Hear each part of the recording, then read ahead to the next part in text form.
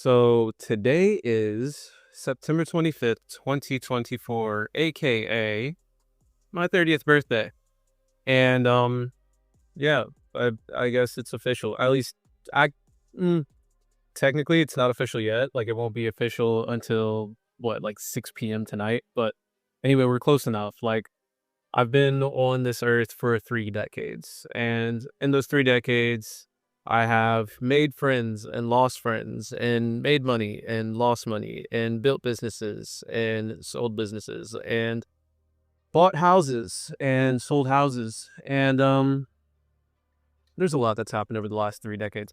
And the fact is, there could have been a lot more progress made a lot more quickly had I just known a few things prior, right? And I think everybody says that. Like your 20s are really a phase in your life, like your teenage years and your 20s are really a phase in your life that's meant for figuring out what it is that you want to do, right? Like you're trying to figure life out, figure yourself out, figure the world out, those sorts of things. And then the third decade of your life, your 30s, should really be about doing it, doing the thing that you figured out.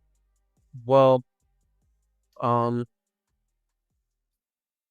believe it or not, we're here. We're here. And this video, this video that has a ridiculously long intro that most people will probably skip because it's like over 2 minutes long, is about the advice that I would have given myself in my 20s if I had the chance, right? Things I wish I knew in my 20s, lessons I learned in my 20s, whatever, working title, but you get the idea. Despite what other people say, kindness actually isn't a weakness. However, not having boundaries is. So what I mean by that is like, we've heard time and time again that, nice guys finish last and kindness is a weakness, and neither of those things are true. It's actually the opposite. So what I found is you reap what you sow, right? And that's also biblical. The thing is, it's like, if we're not intentional about limiting the amount of time, energy, attention, resources that we give other people, then they can sometimes take a mile. Like there's definitely more tit for tat and people out there, and way more like we'll say takers out there than there are people who are naturally generous. So if you are a naturally generous person, then you may just want to consider who you're being generous to in the circumstances under which you're being generous, because other people are going to check in on you and make sure that you're all right, right? They're not going to make sure that you have enough finances. They're not going to make sure that you have the energy or the food or the love or the affection or the attention that you need. And so if you really want to make sure that you're being fulfilled in that way, and that your love tank is full, and that your energy is full, your social battery is full, your bank account is full, your pantry is full, whatever it is, you need to make sure that you're the one who's being a good steward over that first. And am I taking care of myself? Because if you're not taking care of yourself, then how are you supposed to effectively take care of other people? Extremely important. Get comfortable being alone and make it a regular practice. So one of the blessings that I think, so for me, one of the hugest blessings when it came to COVID in particular was the fact that we did all go on lockdown and we did have to spend more time with ourselves or with our family members or whoever was in our houses. So I know there were a lot of people who like weren't necessarily a fan, but there are a ton of people who were, and I'm included in that. So as an introvert, now I'm realizing that I'm an introvert, but at the time during COVID, I actually thought I was an extrovert. Come to find out, I was just an introvert that was really lonely. And the only reason why I was able to figure that out in the first place is because of the isolation that I had to go with during the pandemic or right after the pandemic. So anyway, what's the whole point of being alone and making it a regular practice? Well, when we talk to other people, when we play games, like when we go out in public and just spend any time or energy with other people in any way, shape or form, like while it can feel good, introvert or extrovert, the detriment to that is that you end up being distracted, or you can be influenced by these other people, right? But if I spend more time with myself, like especially if I'm not absorbing or consuming outside sources like, music or videos or anything like that, like genuinely just spending time with me, like not with other people recorded, not with other people's voices, like just me, what happens is like all of a sudden I have to do some self-reflection. Like it just automatically happens. As a matter of fact, if you're the kind of person who has a hard time going to sleep at night and your brain is like just rushing you with a bunch of thoughts, that seem random. Sometimes they're good, sometimes they're bad. They may be stressful, they may be not. But this doesn't happen to you during any other time. It only really happens to you when you're trying to go to sleep at night. Or if you're the kind of person that does their best thinking in the shower or does their best thinking on the toilet, then what you're experiencing is exactly what I'm talking about. If we're just intentional about spending time alone, away from media, away from music, away from podcasts, away from videos, away from other people, at least like, let's just say like 30 to 45 minutes a day, just without any other outside influences, what happens is our brains start processing all of the information that we're constantly feeding it, and we start coming up with our own thoughts and ideas. So a lot of people will tell me and have told me like, oh, Javon, you're a creative person and you think of so many deep and wonderful ideas. But here's the thing. I just take time by myself and that's it. Like that's the secret. So if you're the kind of person who's constantly distracting themselves with other people or other sources of entertainment, like just think about or consider spending 30 to 45 minutes by yourself every day, making that a regular practice, and just watch what kind of ideas and thoughts and processes you come up with. And you may even start to change some of your own self-limiting beliefs, right? You may start to realize, wow, like these things that I thought were problems aren't really problems. And because I spent 30 to 45 minutes a day thinking for a second about those problems, I was then able to come up with real solutions that work for me instead of asking somebody or Googling something or just simply ruminating on it, like while listening to sad music like I used to do previously, because the music can distract me from the actual problem solving process that could be going on if I just spent a little more time by myself. The ultimate key to your success lies in your relationship with God. And just so we're clear, I feel like this is something that's probably cliche. At least I hear it a lot. But hear me out, right? So whenever we're doing anything at all, I think part of the reason why it can be hard to be inspired or motivated to do something is because of our lack of meaning or purpose behind the thing that we're doing. But when you start living for God instead of yourself, when you start living for God instead of, your family or whatever, like all of a sudden, like that's the largest cause that you could ever put yourself under. And so this is something that I experienced, not necessarily just with religion, but when I was in the military, this was the first time that I started to do something that was quote unquote bigger than me, right? And when I started doing something that was bigger than myself, it gave me way more inspiration, way more motivation. There was a sense of community and camaraderie behind that thing, right? And it made it a lot easier to continue to go. And I was motivated to continue to go, continue to grow, and continue to do things for the military, despite how it made me feel, right? Like one of the core values is service before self. But the whole reason why was because there was this larger mission, right? This larger mission that I was a part of, right? This larger vision that I was a part of. And it felt very gratifying to be a part of that. And so what happens when we align ourselves with the creator of the universe is essentially the same thing, right? We're aligning ourselves with a mission that's significantly larger than we'll ever be able to imagine, right? Like while we're here on earth. As a matter of fact, it's written in the Bible. Like his thoughts are higher than our thoughts. His ways are greater than our ways. So what I'm saying is when we have this profound sense of purpose and meaning that supersedes ourselves, it then becomes easier to do the work consistently. But not only that, whenever you're trying to achieve anything, right? If we want to achieve anything great or anything significant, there's going to be obstacles, right? There are going to be obstacles and things that make achieving that more difficult. Well, it's great to have a foundation, to have a spiritual foundation with Christ, with God, because what happens is like you start relying on him in those times that are scary or difficult. So I may not necessarily have faith in my ability to stop speaking to a person, or may not necessarily have faith in my ability to take on a new project, but all things work for the good of those who love God. And I know that. And so if I trust God and I operate in faith while putting forth the actual works to do the thing, right? Because faith and works are important. If I do both of those things and combine them, it then becomes unreasonable to succeed. Maybe not the first time, but even then, once again, looking at scripture, right? Like all things work for the good of those who love God. And so if I didn't succeed, or if I didn't get the result that I desired the first time around, I can still look at it as a learning and growing experience. And maybe that's what God wanted me to learn. If I was if I do something multiple times and experience resistance while doing that thing, and it just doesn't seem to be working out almost in this supernatural way, then maybe that's not what I'm supposed to be doing, and I'm actually being guided onto another path that's more aligned with who I am and who God wants me to be. So those are all of the things that I think about, and ultimately, like those lessons, and I know there's a lot of lessons there. They're infinitely more, right? But all of those lessons really start with the foundation of God, studying the Bible and coming to an understanding of what's written there, because there's so much wisdom to be grabbed from the Bible, right? And really, there's a lot of peace and a lot of motivation and a lot of inspiration and a lot of meaning meant to be found under or through a relationship with Christ. When people show you who they are, believe them the first time.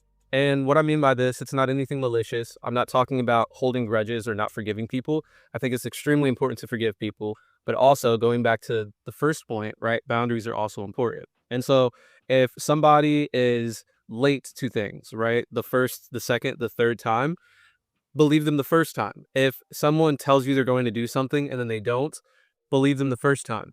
When someone says that they're going to give you something, or I guess that's the same as the second point that I just said, but the point is, like, it also applies to positive things as well, right? So if somebody is constantly early, or someone is early to things, or if they're on time, or if they say they're going to do something and then they do that thing and then a little bit more and they over deliver, like, ultimately we should believe them. And what we need to understand is, as a matter of fact, I would even make the argument that that believing people the first time when it comes to the positive actions that they take is extremely important, because one of the things that we're prone to do as human beings is negative bias. And so negative bias dictates that we're going to focus on the negative things and the flaws of people more than we will the positives. But if we're intentional and we actually take the time, energy, and effort to really acknowledge, speak out loud, write down, and focus on the positive things that people show us, we can then get a good baseline for the positive ways that they can impact our lives. And then if we also take the time to, acknowledge the negative as well, we can know what to expect in the future, in order to shield ourselves from any possible frustration, disappointment, whatever the case may be, right? Because the issue isn't the person who's late, right? Like, you don't really have an issue when somebody is late to things all the time. The real issue is when you expect them to be on time and then they're late. But if you know ahead of time that there's somebody who's going to be late, well, that's just them operating their nature, right? This is the reason why nobody really blinks an eye or gets devastated whenever a police officer or firefighter passes away. But when a civilian does, well, then it's a problem. It's about the expectation, not about the actual thing that happened. It's perfectly okay to say no. So this kind of goes back to number one and about having boundaries. One of the things that I needed to learn very early in my life is it's perfectly okay to say no. And I would say yes to everything. This was trying to hang out with people. When people would ask to borrow things from me, I would say yes. There was even a time when I was in an elementary school and I was getting bullied. And we went to the principal's office. And at the principal's office, my bully was going to be punished, right, for bullying me.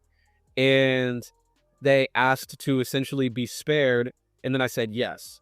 And then the bullying continued. And so the whole lesson behind this is it's perfectly okay to say no. And people pleasing or saying yes too often is not only going to be a disservice to you, but it's also going to be a disservice to the people that you're actually trying to serve at the highest level. So if your intention is to have a positive impact on the people in your life, and I think that's most of our intentions, right, then it is actually better to let people know when you can only be there for them in a limited capacity. It is actually better to let that person know that you can't lend them money because you don't have it right now. It's actually better for you to allow the bully to get their punishment so they can actually build their character and become a better version of themselves. So those are the things.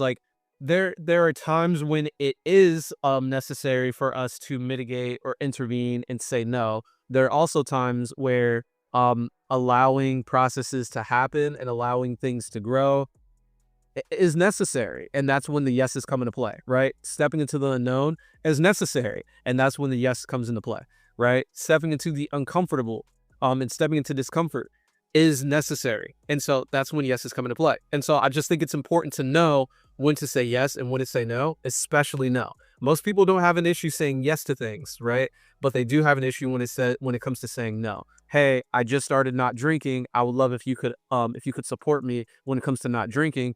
Then you go to the party, and once you're at the party, somebody offers you a drink and you say yes. What's that about? Hmm. Always seek discomfort. Always seek discomfort. And don't get me wrong, I'm not talking about going to the club and sitting in like the super sweaty section with all the big dudes, like big back dudes who are sitting in the corner by themselves. That's not what I'm talking about at all. What I'm talking about when I'm saying seek discomfort is like going out, understanding that it's going to be a difficult process. Yes, the thing, like the skill that you want to learn is not something that you know how to do.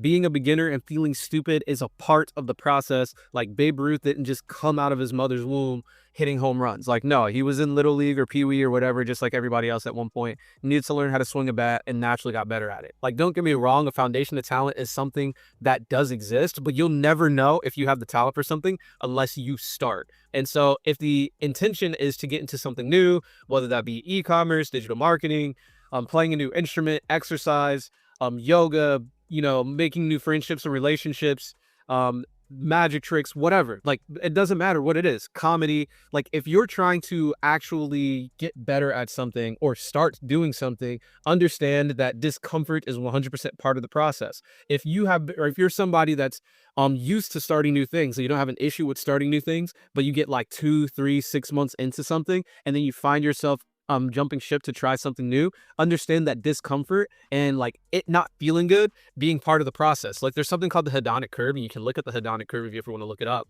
right? And so it basically that the hedonic curve indicates that whenever we find ourselves in a new position or a new state, our emotional state is going to change, right? So when we try that new thing, it's really exciting. We're learning a bunch of stuff. Everything is brand new. New toy syndrome sits in, and it's like, this is the greatest thing ever. This is what I was meant to do. This is exactly where I need to be. Wow, this is great. Dopamine hit, dopamine hit, dopamine hit, dopamine hit, dopamine hit. And then what happens is we realize that whatever the new thing is that we're starting, it requires work, right? And so when we understand or experience that for the first time, we'll say like, wow, this is so much work than I thought. Wow, so many unexpected things. Wow, maybe I wasn't really meant to do this. And this is completely normal, right? So we have this high at the beginning, and then we have this low afterwards. It's called the valley of despair, right? But what happens once we hit the valley of despair is like, we'll start to slowly come out of it. And as we come out of it, this is us overcoming those challenges that we identified while we're still new to the journey, right? We were very new at the beginning, and that's the reason why everything felt good. And then we got a little bit of experience and realized that, oh, this is imperfect, just like everything else in the world, because I live on Earth and the universe is not perfect, right? And then like, once that happened, we eventually start to overcome those challenges if we're consistent and we seek discomfort.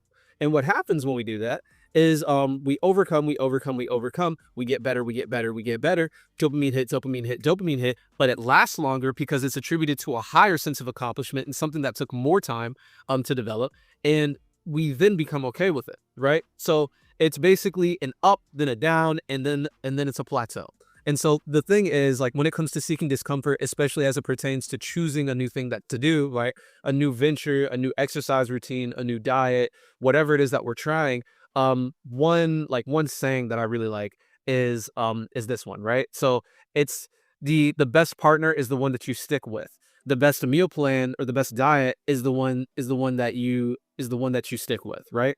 The best business is that you continue to show up for every day. And so the thing that makes it special isn't the thing itself, it's your commitment to it, right? Seek discomfort and stay committed. By the way, we're about halfway through this video. If you like this video, then like feel free to like it, comment on it. Let me know exactly what your thoughts are. Give me some advice that's helped you over the years. I really appreciate that because I want to get better too. And consider subscribing to the channel. There are 100% going to be more videos coming out in the future. There are already some that are scheduled a few months in advance, all the way up until New Year's. And there's a video that's dropping on New Year's Day. There's more content that'll be coming out after that, but you get the idea. Anyway, let's keep going with the video. Sometimes it's okay to keep your mouth shut even when you're right. Like, the intention shouldn't be to win the argument. It's perfectly okay to just nod your head even if you're right during a debate or an argument or whatever. Sometimes people just need to go through the process themselves and experience things for themselves. And it's more important in most cases to preserve the relationship than it is to force information down somebody's throat.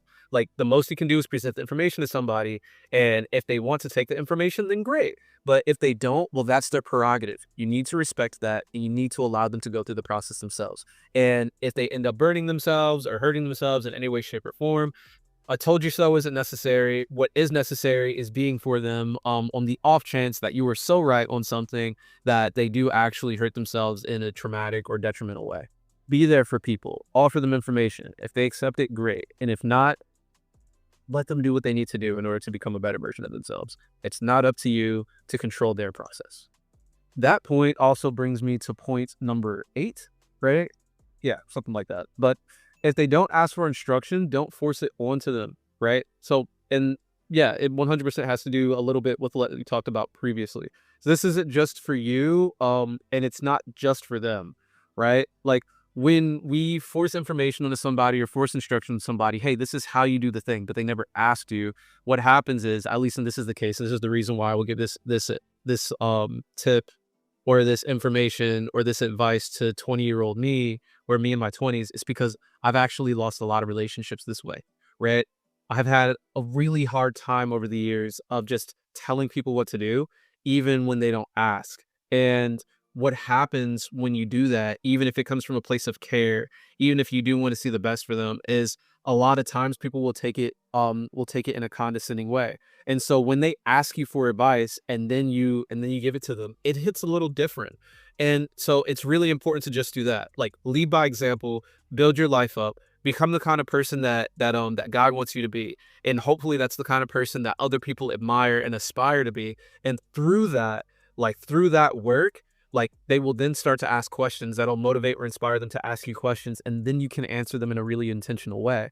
And that's a very effective way to help people. What's not effective is, man, I don't like what you're doing, so I'm going to tell you how to fix your life.